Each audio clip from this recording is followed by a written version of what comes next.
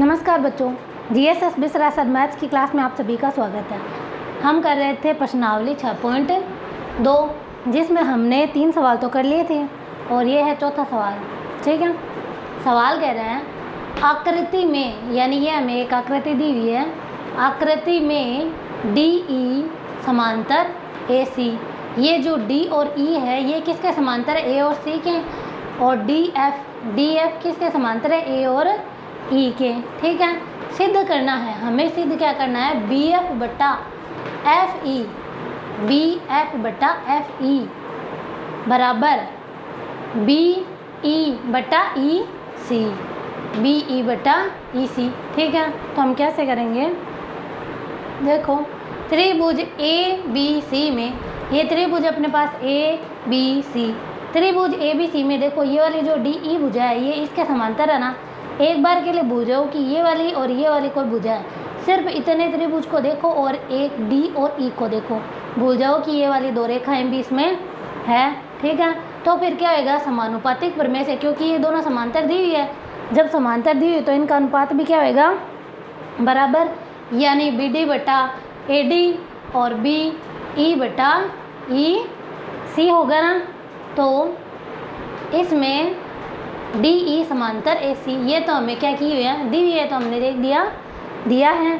समानुपातिक परिमेय से BD बटा DA बराबर किसके होगा? BE बटा EC के। ठीक है, ये हो गई समीकरण नंबर 1 हमारे पास। पुनः इसी तरह से देखो, अभी हमें F और E चाहिए, तो वो तो इस छोटे वाले त्रिभुज में आएगा ना। तो हम क्या करेंगे? त्रिभुज A, B और E, इतना ही त्रिभुज लेंगे, इधर वाले को भूल जाओ। ठीक है, और ये बीच वाली लाइन को भूल जाओ। मान लो कि ये वाला और ये वाला पोर्शन है ही नहीं, बस इतना ही है। ये वाला त्रिभुज है और ये वाली क्या है? हमारे पास समांतर भुजा है, यानी AE किसके समांतर है? DF के, जो हमें दिया हुआ है। त्रिभुज में DF समांतर AE, DF, ये जो DF है ये समांतर है AE के। ठीक है, ये हमें दिया हुआ है। तो समानुपातिक परिमेय से क्या होगा? BD बटा DA किसके बराबर होगा? BF बटा FE के बराबर होगा ना। अब देखो, ये जो दोनों समीकरण हैं, इन दोनों को अगर हम गौर से देखें तो इनमें एक कॉमन चीज़ है, ये वाली रेखा। ये वाली रेखा इस बड़े वाले त्रिभुज में भी सेम है और इस छोटे वाले त्रिभुज में भी क्या है? सेम, यानी इधर वाला अनुपात BD बटा AD क्या होगा? बराबर ये वाला देखो, BD बटा AD या DA। ठीक है, यानी समीकरण 1 और 2 से हम क्या कर सकते हैं? ये अगर इसके बराबर है, ये इसके बराबर है, तो ये दोनों भी क्या हो जाएंगे? आपस में बराबर हो जाएंगे, है ना। तो देखो, समीकरण 1 और 2 से BE बटा EC बराबर BF बटा FE इति सिद्धम, यही हमें क्या करना था? सिद्ध करना था। ठीक है ना।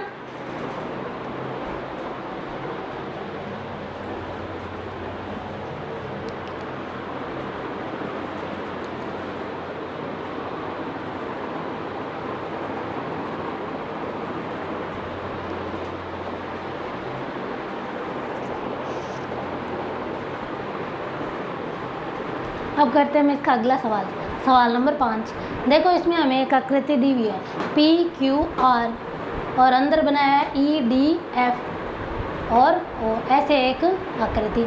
इसमें ये वाली जो भुजा है ये इसके क्या दिखाने हमें? समांतर दिखाने। देखो, EF समांतर QR ये हमें दिखाना है, लेकिन सामने वाले ने ये कहा है कि जो QO है वो किसके समांतर है? DE के, और जो OR है वो समांतर है DF के। देखो, आकृति में DE समांतर है OQ के और DF समांतर है OR के, तो दर्शाइए कि EF जो है वो समांतर होगा QR के, है ना। तो देखो, हम इसे कैसे करते हैं? दिया है हमें, क्या दिया हुआ है वो लिखेंगे पहले। त्रिभुज PQR दिया हुआ है। ठीक है, PQR में DE समांतर जो दिया हुआ है वो लिखेंगे, DE समांतर OQ, DF समांतर OR, ये समांतर का चिन्ह होता है। ठीक है, कुछ बच्चों को शायद सोच रहे होंगे कि कहाँ से है। तो सिद्ध करना है हमें। सिद्ध क्या करना है? EF समांतर QR, त्रिभुज PQO में P क्यू ओ। इधर वाले त्रिभुज के बारे में सोचो, ये वाली आकृति जैसे कि है ही नहीं, बस इतना सोचो कि ये पी क्यू ओ है और इसमें ई और डी है। अगर ओ क्यू के समांतर ई डी होगी तो समानुपातिक प्रमेय से पी ई बटा ई क्यू बराबर पी डी बटा डी ओ होना चाहिए ना, है ना। तो आकृति में ई डी समांतर किसके, क्यू ओ के, ये तो हमें दिया हुआ है। ई डी समांतर है किसके, क्यू ओ के। तो समानुपातिक प्रमेय से क्या होगा, पी डी बटा डी ओ बराबर पी ई बटा ई क्यू। समानुपातिक प्रमेय से ये हो गया हमारे समीकरण नंबर 1। इसी तरह से इधर वाले को देखें, है ना। पी ओ आर को, त्रिभुज पी ओ आर में हमें क्या दिया हुआ है, डी एफ समांतर ओ आर, यानी जो ये डी एफ है ये किसके समांतर है, ओ आर के।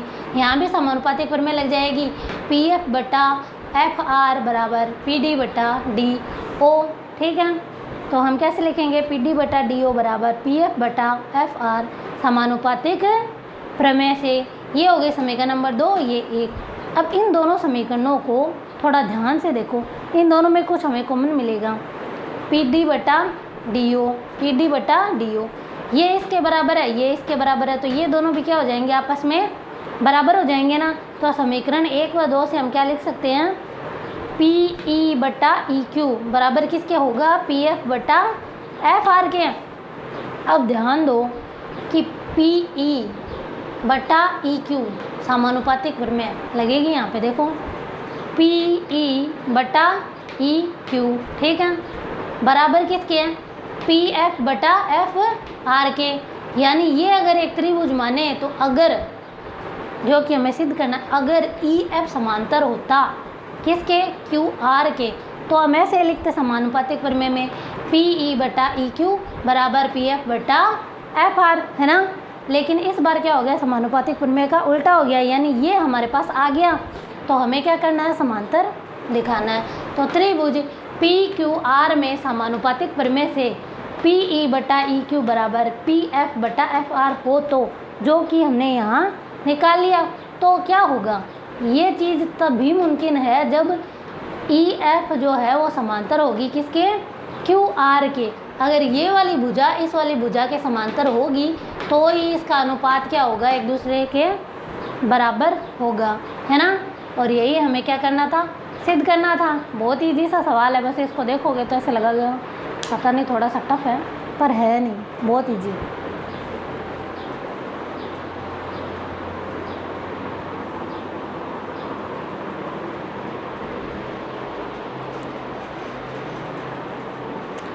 इसी तरह से हम करते हैं अगला सवाल, ठीक है। अगले सवाल में हमें एक आकृति दी गई है जिसमें त्रिभुज पी क्यू आर और अंदर इसके त्रिभुज बनाया हुआ है ए बी सी, जिसमें हमें ये वाली जो भुजा ए सी है ये समांतर दी हुई है पी आर की और ए बी समांतर दी हुई है पी क्यू के, लेकिन हमें सिद्ध करना है बी सी समांतर क्यू आर।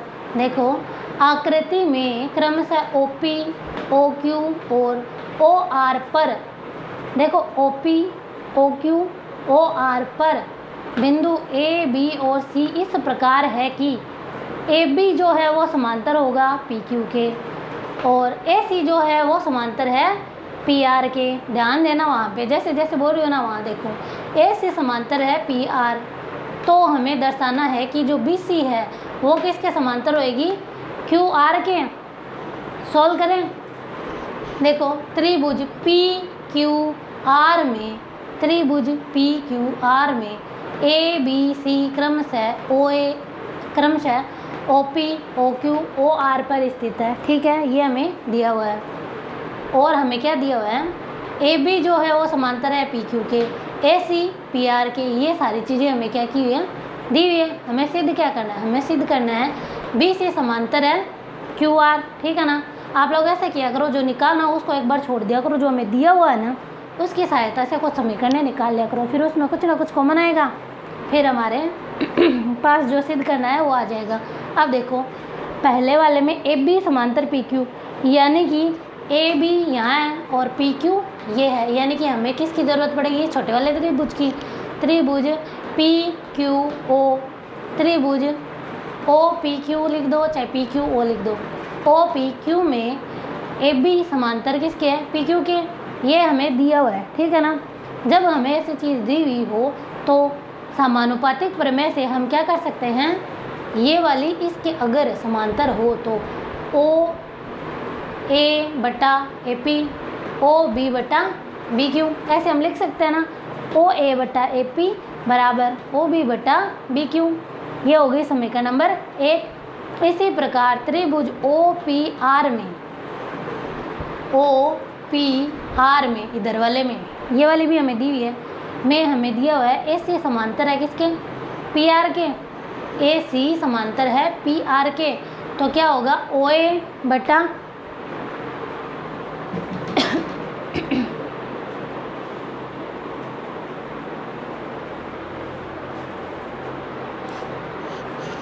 हमारे पास हो जाएगा ओ ए बटा ए पी बराबर ओ सी बटा सी आर। देखो ओ ए बटा ए पी बराबर ओ सी बटा सी आर, ये हो गई समानुपातिक प्रमेय से। ये दो समीकरण हमारे पास आ गए, समीकरण 1 और समीकरण 2। समीकरण 1 और 2 को अगर ध्यान से देखेंगे तो ओ ए बटा ए पी जो है वो दोनों में क्या है, कॉमन। अगर इसके बराबर में ये होगा, इसके बराबर में ये, तो ये दोनों क्या हो जाएंगे, एक दूसरे के बराबर हो जाएंगे। तो हम कैसे लिखेंगे, समीकरण 1 व 2 से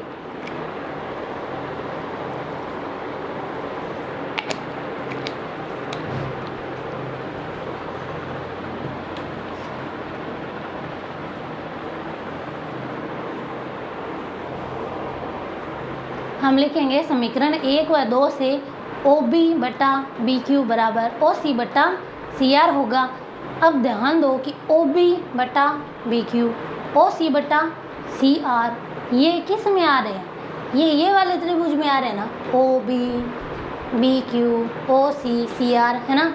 तो हम क्या लिखेंगे, ये तभी संभव है होगा यदि त्रिभुज ओ क्यू आर में, त्रिभुज ओ क्यू आर में ये वाली जो भुजा है इसके समांतर हो, तभी क्या लगेगी यहाँ पे समानुपातिक प्रमेय, यानी कि ओ बी बटा बी क्यू ओ सी बटा सी आर में बी सी समांतर होगा क्यू आर के, ये आ गया तो ये ऑटोमेटिक ही क्या हो जाएगा, समांतर इति सिद्धम। यही हमें क्या करना था, ज्ञात करना था, है ना।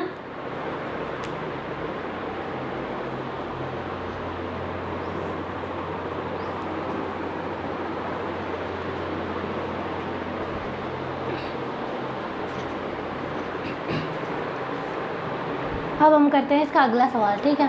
सवाल को ध्यान से पढ़ना, इसमें चित्र भी हमें खुद ही बनाना है, ठीक है। एक त्रिभुज की एक भुजा के मध्य बिंदु से होकर दूसरी भुजा के समांतर, एक त्रिभुज के एक भुजा के मध्य बिंदु से होकर तीसरी भुजा के समांतर कोई रेखा खींची गई। रेखा तीसरी भुजा को समद्विभाजित करती है, यानी ये जो दूसरी रेखा के तो क्या है, समांतर इसके, और तीसरी रेखा को क्या करती है, समद्विभाजित, यानी समान दो भागों में काटती है। ये हमें ज्ञात करना है।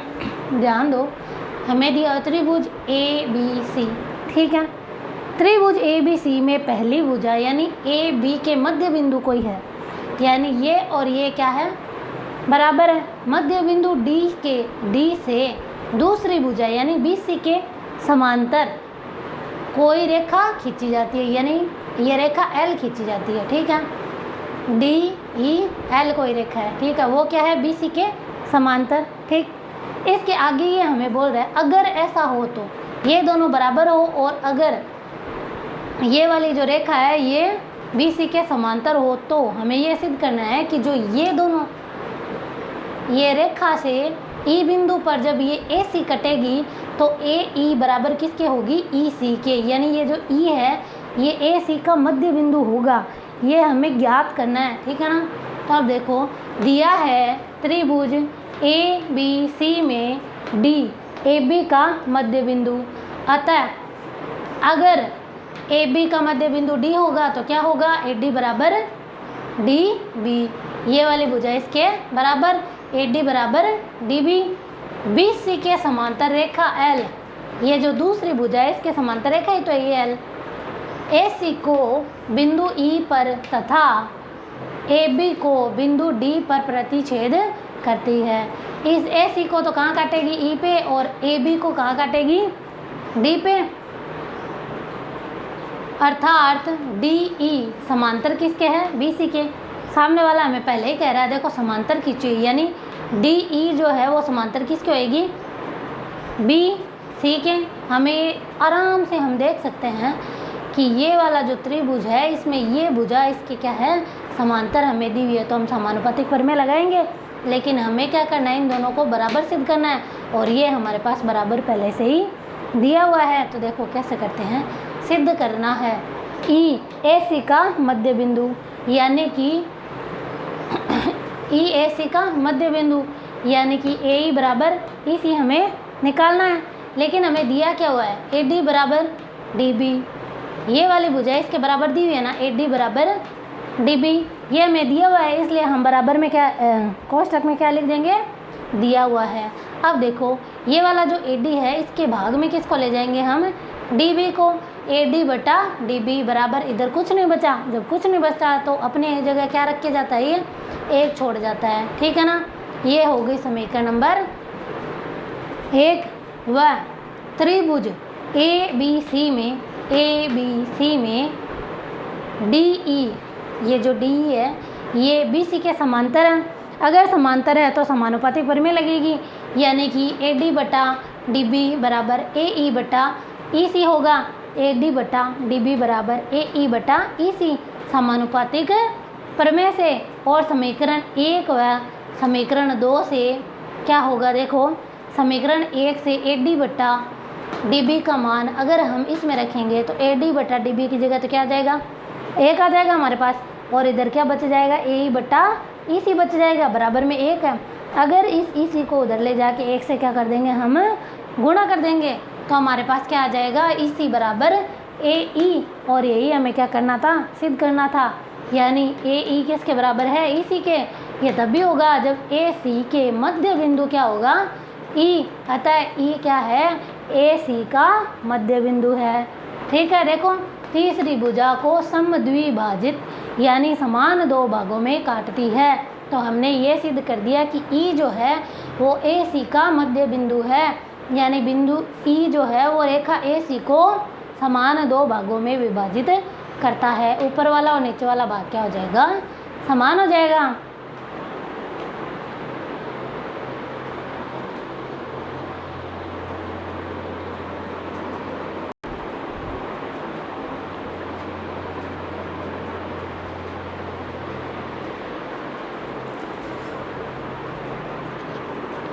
इसी तरह से हमें ये अगला सवाल दिया हुआ है। देखो अभी जो हमने सवाल किया था ना, सेम उसका उल्टा है ये वाला सवाल। उसमें तो क्या दिया हुआ था हमें? ये वाली भुजा इसके समांतर दी हुई थी, और ये जो है E बिंदु AC का मध्य बिंदु हमें ज्ञात करना था। पर इस बार क्या है? इस बार हमें ये तो जो है मध्य बिंदु AB और AC का दिया हुआ है, हमें क्या करना है? DE समांतर सिद्ध करना है BC के। देखो भाषा पढ़ते हैं कि क्या लिखा है। एक त्रिभुज की किन्हीं 2 भुजाओं के मध्य बिंदुओं को मिलाने वाली रेखा तीसरी भुजा के समांतर होगी। यानी त्रिभुज ABC के 2 भुजाएं, कौन सी? AB और AC के मध्य बिंदु D और E को मिलाने वाली रेखा DE तीसरी भुजा BC के क्या होगी? समांतर होगी। ये हमें सिद्ध करना है। हम कैसे करेंगे? देखो त्रिभुज उसका उल्टा चलना है, जो हमने अभी किया था ना थोड़ी देर पहले उसका।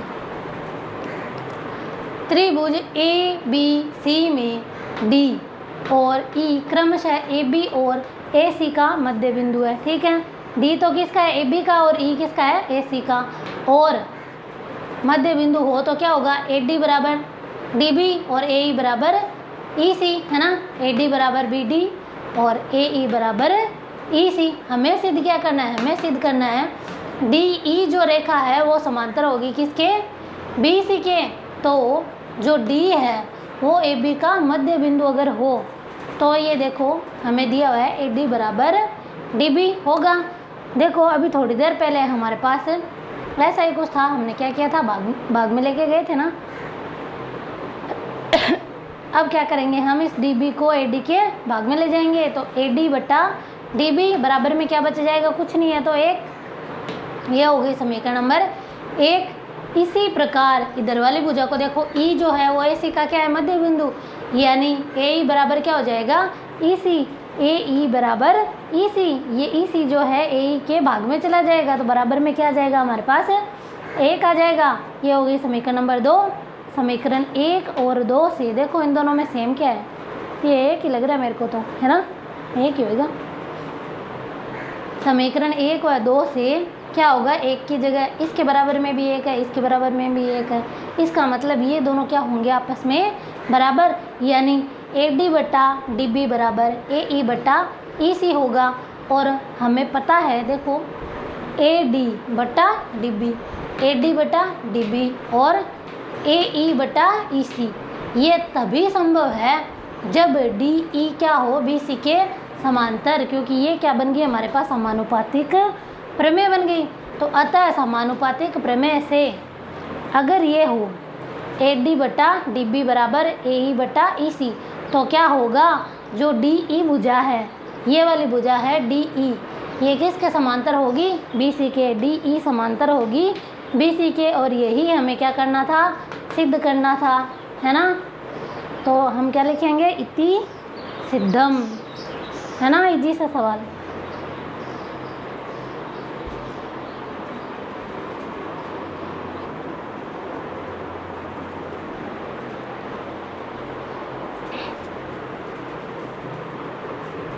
अब हम चलते हैं अगले प्रश्न की ओर, ठीक है। अगला सवाल हमारे पास दिया हुआ है, कोई चतुर्भुज है ए बी सी डी, एक समलंब है, समलंब चतुर्भुज या समलंब, जिसमें ए बी जो भुजा है वो समांतर किसके है, डी सी के, तथा विकर्ण परस्पर बिंदु ओ पर प्रतिच्छेद करते हैं। ये जो दोनों विकर्ण है ना, ए सी और डी बी, ये किस पर प्रतिच्छेद करते हैं, यानी काटते कहाँ हैं, बिंदु ओ पर। दर्शाइए, हमें क्या दर्शाना है, ए ओ बट्टा बी ओ बराबर सी ओ बट्टा डी ओ हमें दर्शाना है, ठीक है। तो हम क्या लिखेंगे, दिया है, पहले जो दिया हुआ है वो लिखेंगे और फिर जो ज्ञात करना है वो।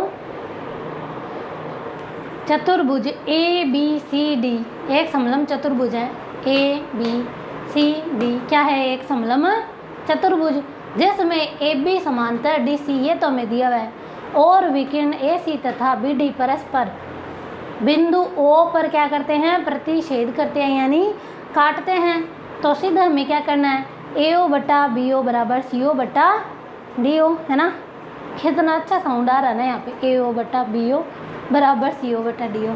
चलो देखते हैं, ओ में से देखो, अब जो ओ बिंदु है, हमें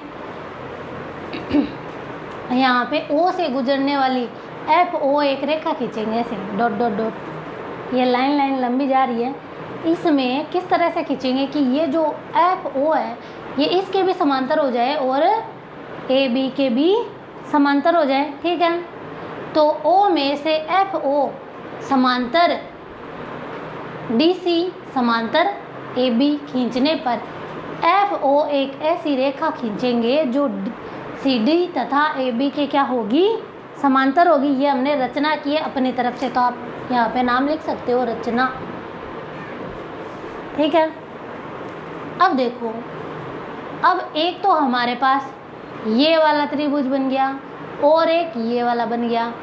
अब देखो, और इधर वाला भी बना है, पर काम में ये दो ही लेंगे।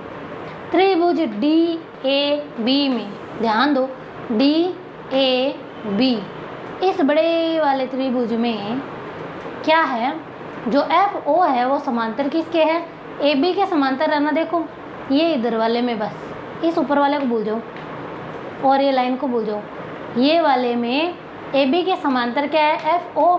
तो समानुपातिक प्रमेय से डी एफ बटा एफ ए बराबर डी ओ बटा ओ बी हम लिख सकते हैं ना। तो हम क्या लिखेंगे, त्रिभुज डी ए बी में एफ ओ समांतर अगर ए बी हो, अगर तो क्या है, ये हमने रचना की है तो ये समांतर ही है, समांतर हो तो डी एफ बटा एफ ए बराबर डी ओ बटा ओ बी समानुपातिक प्रमेय से होगा, ठीक है। इसी तरह से डी सी ए में, त्रिभुज डी सी ए में। देखो ये वाला जो एफ ओ है ये हमने इस तरह से खींचा था कि एफ ओ ए बी के भी समांतर हो जाए और डी सी के भी समांतर। तो ए बी तो इस वाले त्रिभुज में आ गया और ये जो डी सी है ये ऊपर वाले त्रिभुज में आ जाएगा, है ना। तो डी सी ए या डी ए सी त्रिभुज में एफ ओ समांतर किसके, ये जो एफ ओ है ये किसके समांतर है, डी सी के समांतर है। तो समानुपातिक प्रमेय से हम क्या लिख सकते हैं, डी एफ बटा एफ ए बराबर ए ओ बटा ओ सी, है ना। देखो तो डी एफ बटा एफ ए बराबर सी ओ बटा ओ सी समानुपातिक प्रमेय से समीकरण 1 और समीकरण 2, इन दोनों में देखो कॉमन क्या है, हमें पता है इन दोनों ही त्रिभुजों में कॉमन कौन सी भुजा थी, ये वाली डी एफ ए। तो ये वाला अनुपात ही होएगा बराबर, है ना। डी एफ बटा एफ ए दोनों ही समीकरणों में क्या है, बराबर। अगर ये वाला इसके बराबर है, ये इसके बराबर है, तो ये दोनों ऑटोमेटिक क्या हो गए, एक दूसरे के बराबर हो गए। तो हम क्या लिखेंगे, समीकरण 1 व 2 से डी ओ बटा ओ बी बराबर सी ओ बटा ओ सी। पर हमें ज्ञात क्या करना है, ए ओ बटा बी ओ और सी ओ बटा डी ओ। अब यहाँ पे तो ए और सी ओ के बटा में है ना, तो हम क्या करेंगे, बराबर बीच में है तो हम जगह चेंज कर देंगे। इस डी ओ को उठा के यहाँ ले आएंगे और इसको उठा के यहाँ रख देंगे और हमारे पास क्या आ जाएगा, इसको हम, इसकी ज़रूरत नहीं है ना, सिर्फ डी ओ और ओ ए की जगह हमने चेंज की है। तो ओ ए बटा ओ बी बराबर सी ओ के बटा में क्या आ जाएगा, ये अपना डी ओ आ जाएगा। इति सिद्धम, यही हमें ज्ञात करना था। इसको चाहे बी ओ लिख दो चाहे ओ बी लिख दो, एक ही बात है। इनको ऐसे भी हम लिख सकते हैं, ए ओ बटा बी ओ बराबर सी ओ बटा डी ओ, ठीक है, एक ही बात है। यही हमें सिद्ध करना था। इसी तरह से अगला सवाल है, सवाल नंबर 10, सेम है लेकिन वो मैं नहीं कराऊंगी, वो आप लोगों को खुद करना है। अगर ना समझ में आए तो आप लोग कमेंट कर सकते हो, मैं बता दूंगी अगली कक्षा में, ठीक है।